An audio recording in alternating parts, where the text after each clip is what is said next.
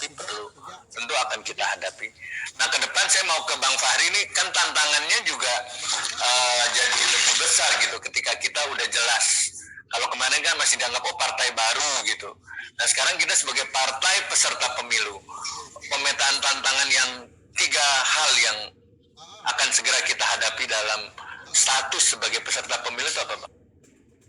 Ya, supaya selalu ada 2 hal kan yang perlu kita kerjakan secara terus-menerus.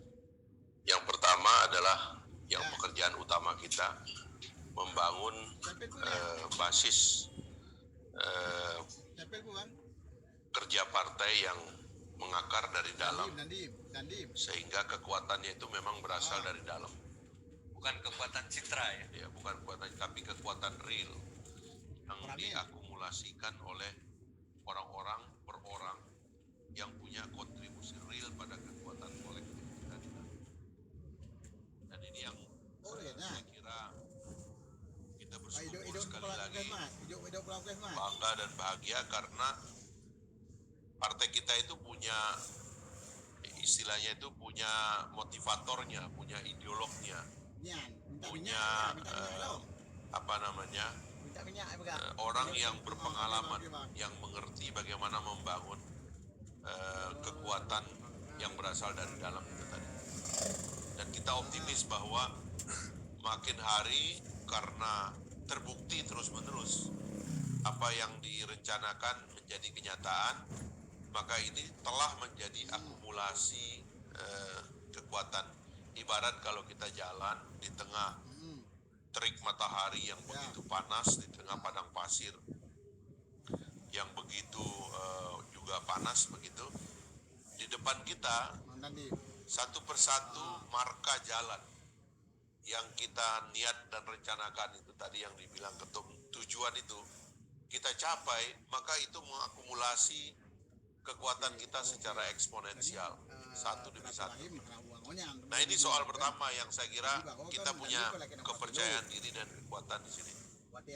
Nah yang kedua, kita juga harus selalu punya advokasi terhadap playing field, sebab ini permainan. Itu dalam permainan itu ya biasa ada orang yang berlaku tidak fair, ya, kemungkinan terjadi kecurangan dan sebagainya.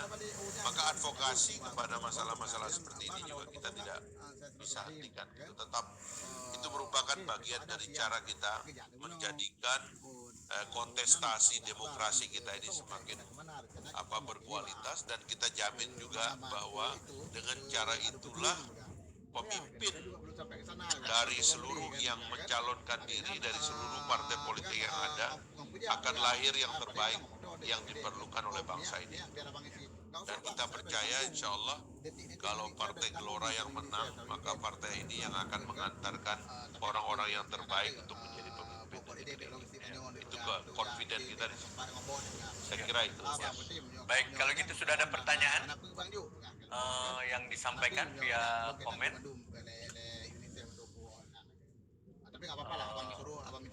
Iya. Jadi ada 450 Pak sekarang. Oke, ini dari Alimatur Rumbia. Assalamualaikum, izin bertanya, bagaimana cara menggait suara rakyat kecil atau di kampung-kampung yang saat ini notabene-nya belum terlalu familiar dengan partai? Siapa yang mau jawab? Pak Adi, silakan Pak. Ya, jadi ada satu kaidah dalam pemenangan, yaitu pertemuan langsung tidak bisa digantikan oleh apapun. Walaupun sekarang katanya era media sosial, digital. Jadi kalau kita melihat faktor ada popularitas partai itu, faktor pembentuk popularitasnya ini bisa tidak real. Misalnya murni dari kerja komunikasi, iklan dan seterusnya. Tapi pada akhirnya kita mesti tahu bahwa yang namanya pemilu legislatif itu di TPS. TPS itu bukan di media sosial. TPS itu bukan di media sosial. Jangan sampai kita menang di medsos, kalah di TPS. Makanya orang suka heran, kenapa ada orang yang nggak kelihatan kerja, tapi kok bisa masuk DPR? Orang suka lupa bahwa biasanya yang begini ini menggunakan sebagian besar waktunya bertemu dengan konstituen dan bukan main sosmed. Ya, gitu ya. Ini tidak berarti bahwa kita mau meninggalkan sosmed. Enggak, maksud saya adalah bahwa pertemuan langsung dengan konstituen, dengan pemilih itu tidak tergantikan. Ya. Karena itu kita ingin struktur kita ini sekarang, alhamdulillah ini juga setelah ada nomor urut kan,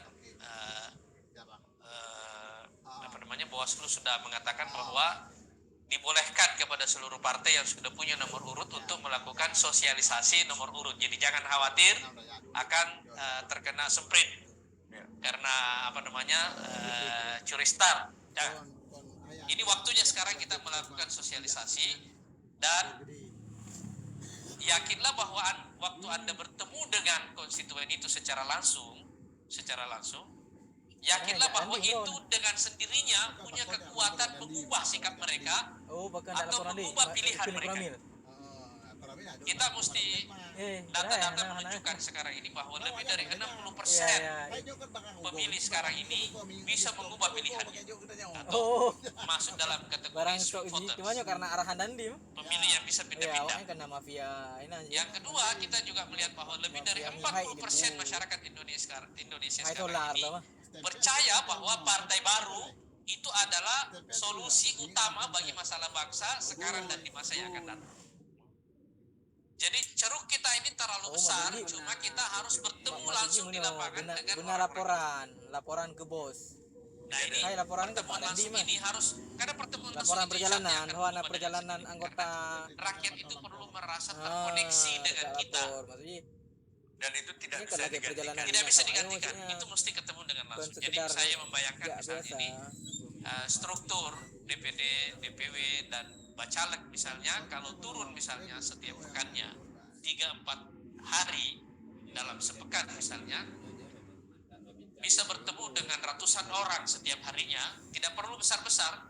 Misalnya dalam satu pertemuan adalah 100 orang, 200 orang dan seterusnya, tapi terus-menerus seperti itu.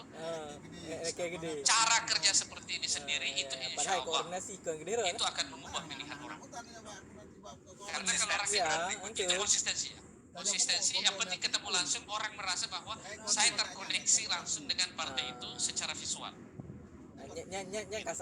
Itu saja baik.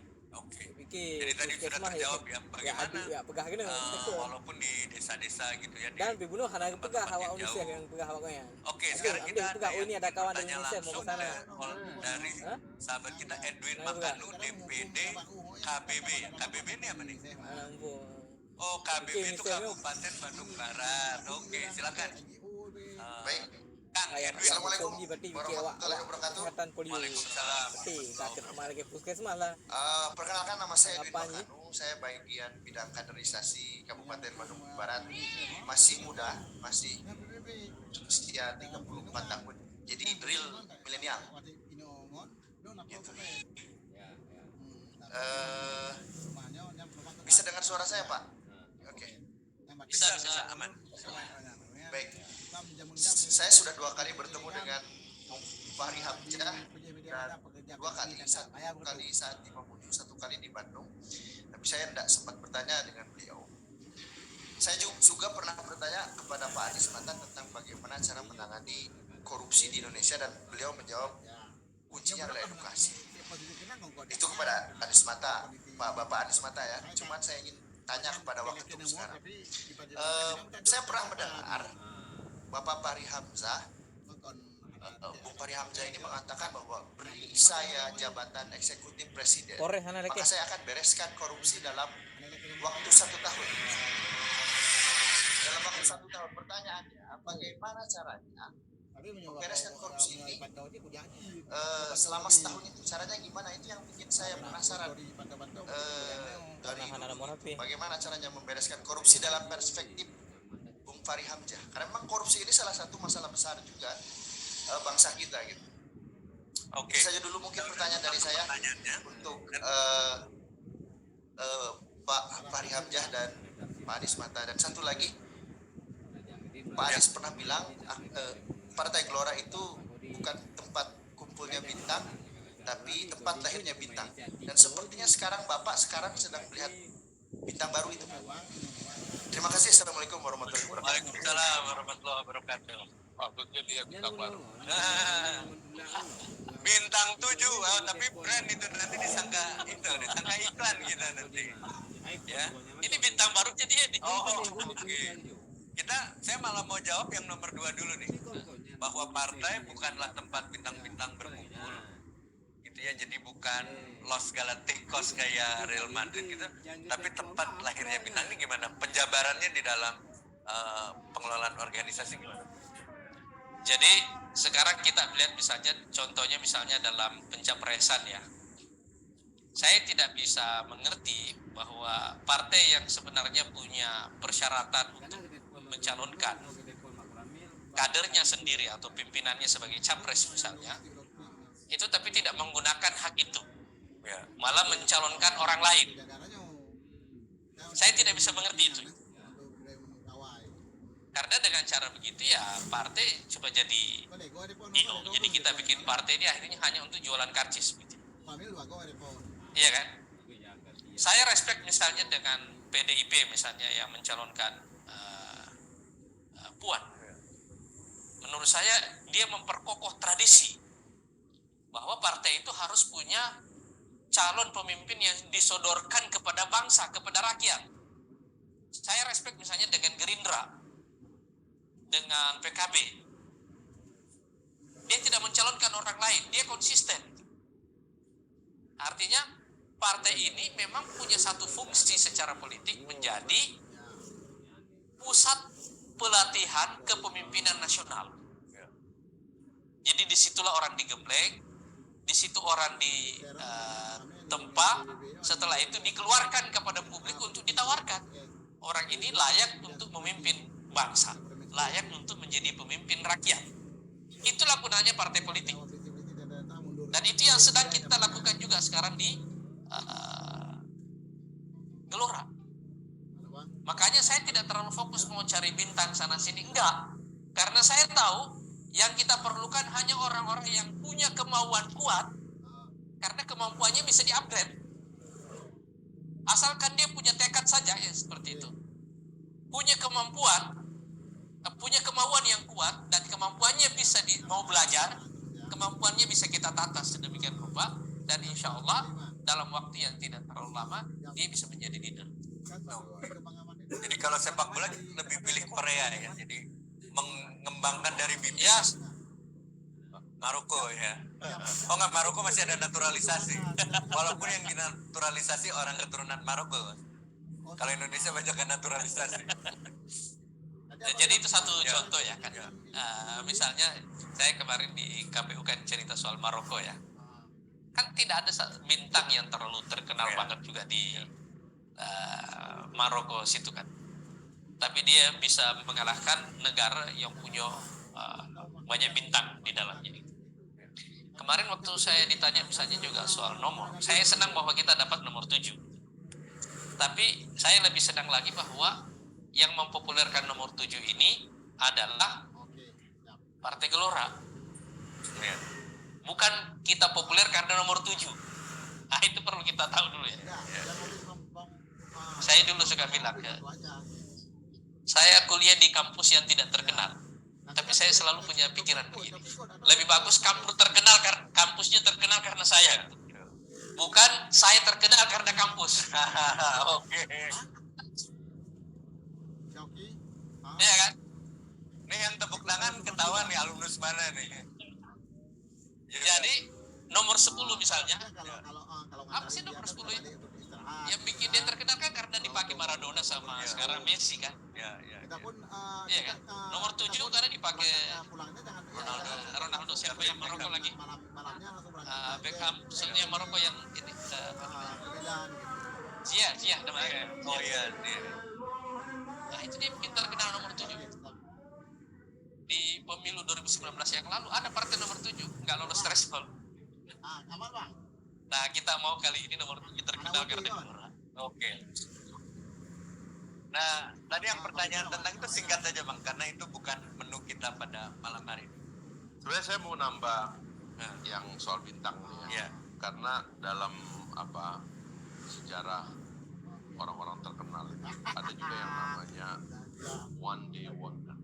Jadi orang yang menjadi bintang tuh hanya sehari, sekelebat dalam sejarah, lalu hilang.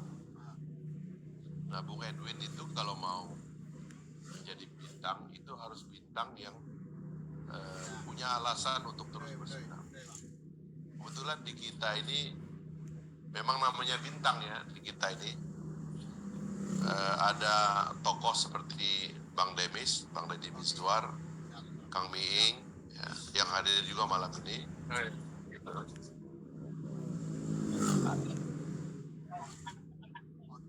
Ada juga kayak tokoh perempuan ya. Nah, itu.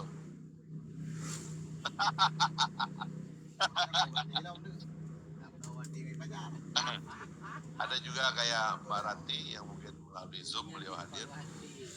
Jadi itu bintang yang cahayanya bertahan lama. Sehingga dalam situasi seperti apapun itu terus bersinar dan terus berkarya. Jadi karena Bung Edwin tadi ingin tahu bagaimana caranya jadi bintang, ya tadi yang dikatakan oleh Pak Anies itu ya terus punya alasan untuk bercahaya dan jangan menjadi one day wonder itu hanya karena main TikTok secara kontroversial ya kan, menang terkenal sehari habis itu hilang. Jangan begitu. Kayak Citayam Fashion Week gitu ya. Kayak gitu. Hari ini udah gak ada yang ngomongin gitu ya. Jadi harus punya 1000 alasan untuk bersinar. Makanya kalau soal tadi itu korupsi dan sebagainya, yang penting Anda percaya, karena saya sudah tulis, saya sudah katakan bahwa bagi kita memberantas korupsi kasih tahu masyarakat kalau Partai Gelora menang pemilu dan ketua umumnya jadi presiden, insya Allah setahun korupsi hilang. Udah gitu aja ngomongnya, ya kan? Karena kan kalau ingin tahu ya pilih dulu biar biar terpilih jadi presiden, kita beresin korupsinya gitu. Jangan kita kasih tahu ilmunya kepada orang. Karena pemimpin itu juga nanti harus bisa menjanjikan target. Gak boleh ada masalah yang kita nggak selesaikan, terus kita anteng terus di situ padahal masalah nggak selesai. Salah satu tren kepemimpinan yang akan datang, yang pemimpin itu kasih target dong. Berapa lama kita selesaikan masalah ini? Nah, betul dengan mengemas. Masalah yang mudah diselesaikan. Bisa dikasih target gitu ya. Ya bisa, Betul, harus bisa. betul. Karena kalau Anda jadi pemimpin, Karena apalagi betul, jadi waktu presiden, disajar pegawai kan memang mahal penting biaya haknya jadi daripada presiden. ikut ye. mahal Ngeri di hana dipilihnya, diikutnya, nanti mahal bayar pegawai kosnya, berarti emang ya. Mau penting tak jalan nanti aja selek kesana selek kemari itu harus gede. ada belasan mobil, Selek ikut. fajar Pas pampres, Ikut presentasi gede ambulans, dan ada sebagainya, ada itu betul banyak deh. sekali mobil. Karena itu waktu bagi harga, maka kasih target. Man yang Kapan masalah kita prehleurnya selesaikan. kan Pak J. Dan harus Oh, bisa depol diucapkan ini seh bahwa pro benar. kita Ayo lucu. memberikan target waktu penyelesaian. Oh, telepon Saya hana kira rame itu. urun ya ini belum Itu tuh udah kan di- habis Tapi cuaca kalau uji. nanya bagaimana caranya, ya jadikan dulu presiden. Kira-kira begitu. Lebih perlu apa dia nih? Uji Oke, target ada ikut pertanyaan mau. lagi. Nah, Pertanyaan langsung Denny Asmadi dari mana ini? Denny Asmadi. Oke, silakan dari mana? Boleh diterangkan. Bang Denny Asmadi silakan. Nobar juga, nobar. Jadi hana unisef ji lah dah pegang. Waalaikumsalam warahmatullahi wabarakatuh. Hana unisef ji, hana truk unisef ji ya. Ketum dan Peketum. Perkenalkan nama saya Denny Asmadi dari DPD Kabupaten Solok Selatan, Sumatera Barat, Pak. Oh, Solok Selatan. Kebetulan hana unisef ji truk gede. kami nobar juga ya, walaupun cuma berdua sama lebih ketua na truk pilu. unisef unisef kan sabuk power ji. Pertanyaan saya paling sebenarnya banyak ya, cuma mungkin karena kita juga banyak yang mau nanya, saya cuma ada 2 pertanyaan. Pertama, kapan nih ketum dan waketum untuk ke Sumbar lah, gitu, konsolidasi itu. Yang kedua, rasa rindu kita sama bendara umum ini, kapan mau balas ini Ya paling itu aja, Ketum dan Waketum. Salam Gelora dari Sulawesi Selatan. Assalamualaikum warahmatullahi wabarakatuh. Waalaikumsalam warahmatullahi wabarakatuh. Saya sekalian mau sampaikan pada kesempatan ini, insya Allah Januari nanti kita akan mulai melakukan roadshow ke daerah. Tapi saya ingin memberikan syarat dalam roadshow ini bahwa setiap basis kunjungan kita nanti itu adalah dapil, dan setiap satu dapil yang kita kunjungi harus bisa mobilisasi paling sedikit 5.000 orang. Agak hana hayu sih bunuh acara agak aja belakang. Jadi dapil-dapil yang siap memobilisasi 5.000 orang, kirim pernyataan kesiapannya, saya kunjungi insya Allah. Oke. Angku tapi kakak katre. Siap. Supaya gayung bersambut nih, yang punya sumber di Ai mering RI bapak mana? bunuh Solok Selatan bisa. Iya, Solok Selatan bisa saya yakin lebih dari Bisa 5. insya Allah, bisa semuanya. Cuma kita mau bekerja supaya lebih efektif, lebih efisien insya Allah. Sejak nanti dari Januari nanti insya Allah kita mulai akan melakukan roadshow ke daerah insya Allah. Tapi basis roadshow-nya nanti itu adalah dapil. Jadi sekalian juga menguji ya. Menguji kesiapan pemenangan pada setiap dapil nanti insya Allah. Oke, baik. Oke, dari segi waktu gimana teman-teman tim? Apakah masih ada? Saya kira satu pertanyaan lagi bisa nih.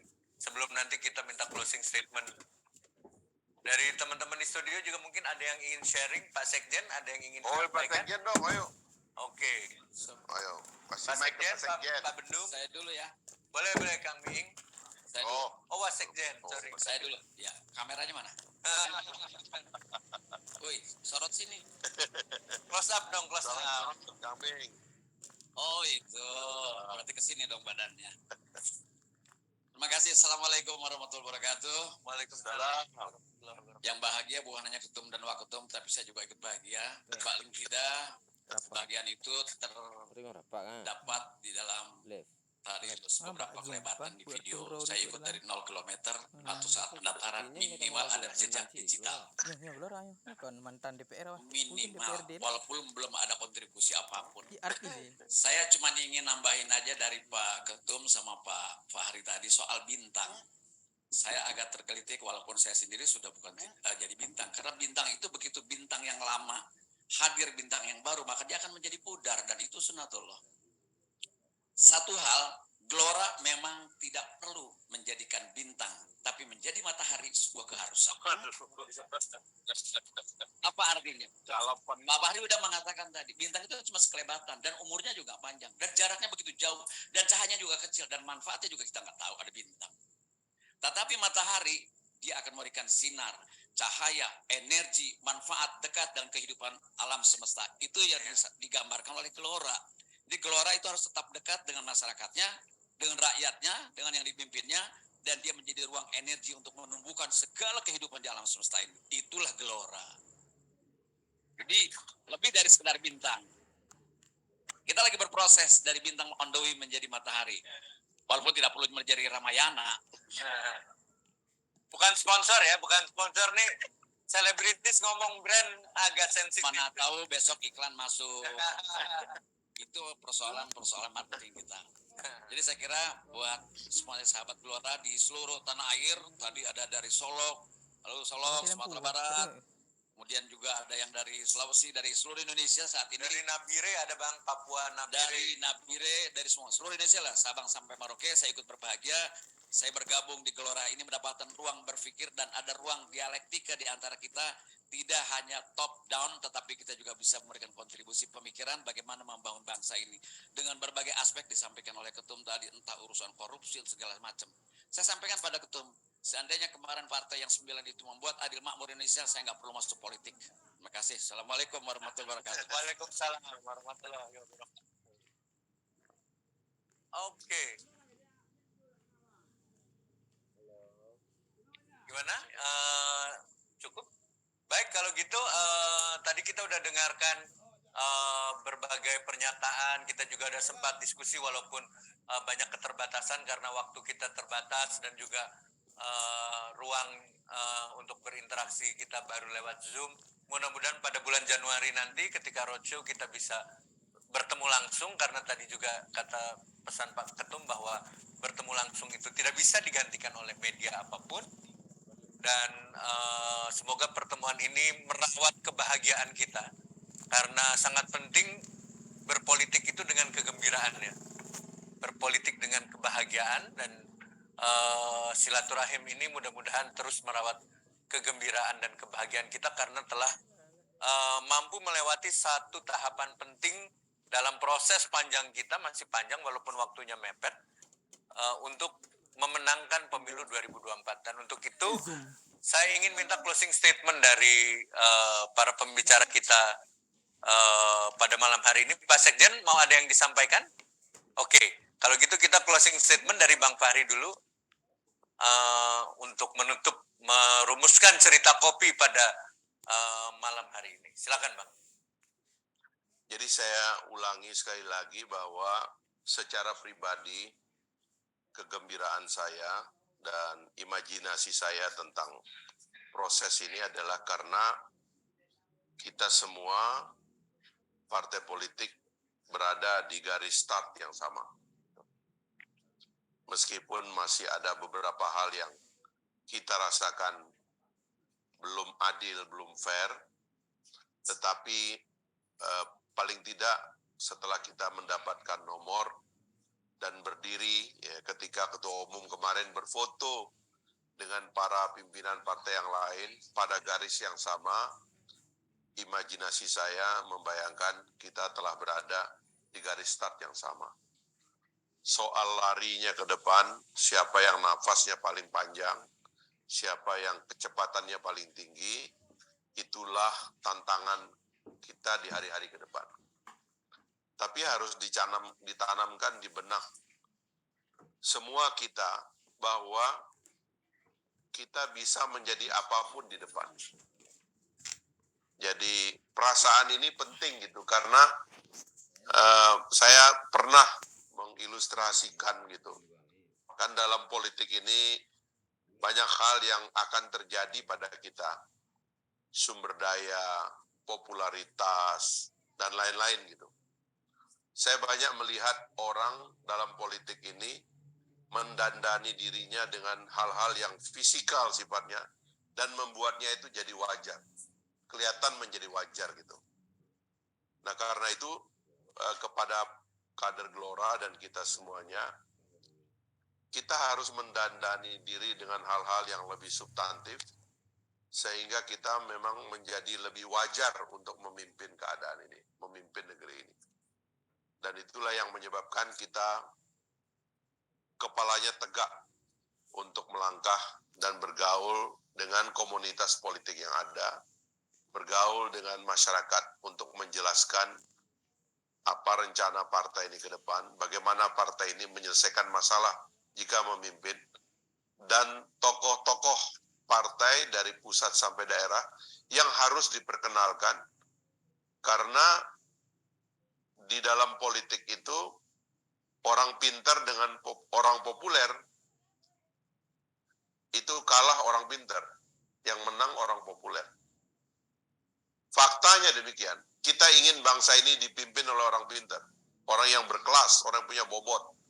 Tapi faktanya dalam demokrasi, orang populer sering mendapatkan privilege yang lebih tinggi. Karena itulah mempopulerkan tokoh-tokoh dan termasuk teman-teman sendiri yang akan maju ya dengan mencetak gambar dan sebagainya, itu mulai harus diagresifkan ya.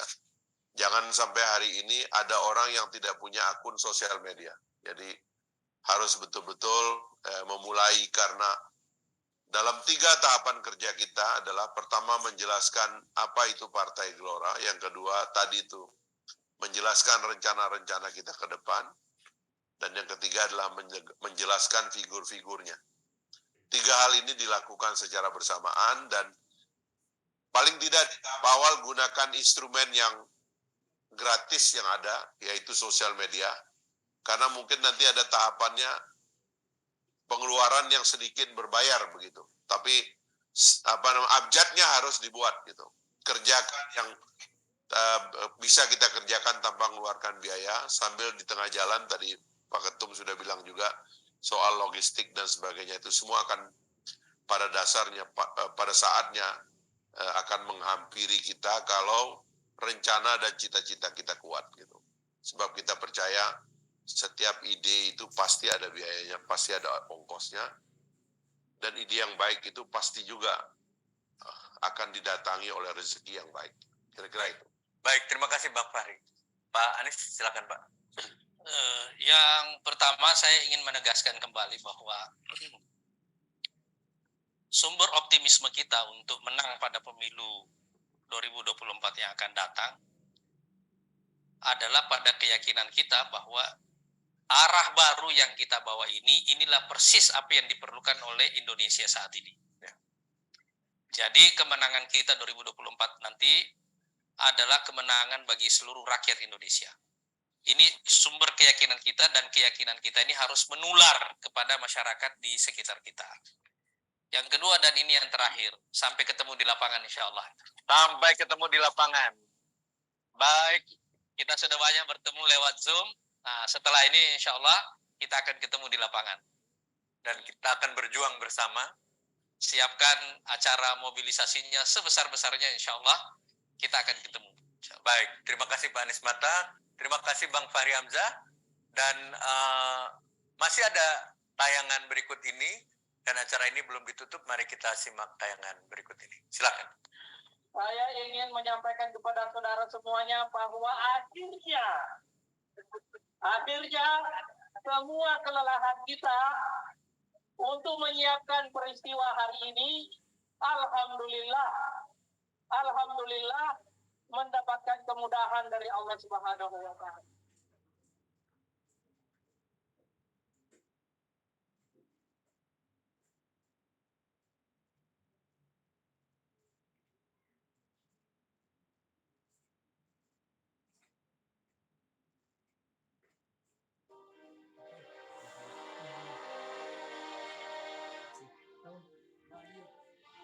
Bang Jul, Badi mana?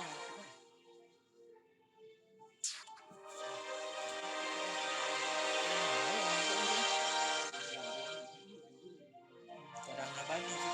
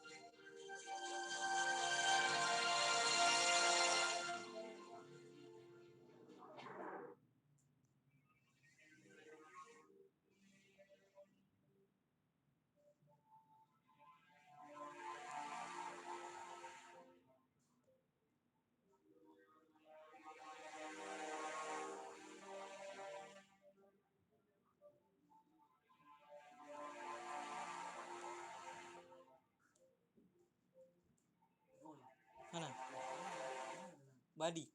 Oh, yang teruk. Berarti kali hubungi Ron. Oh, berarti kau dengar.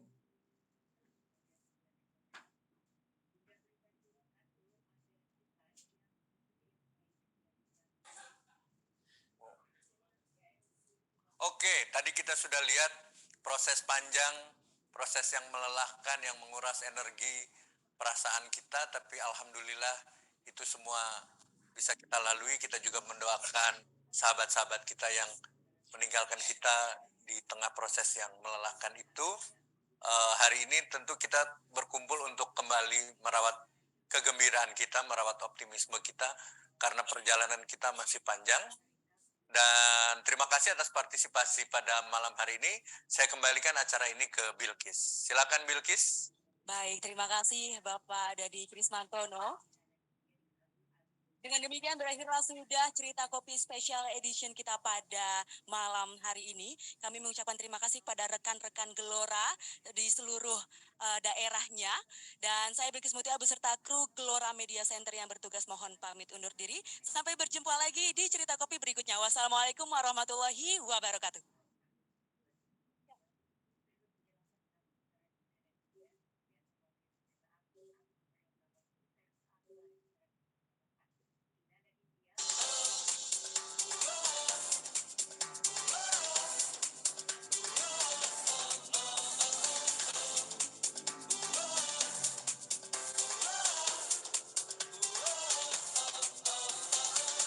Wahai jiwa-jiwa pemenang, masa depan masih panjang. Siapkan diri untuk berjuang, kejayaan pasti datang. Lahir dari dan untuk bangsa, gelombang rakyat Indonesia.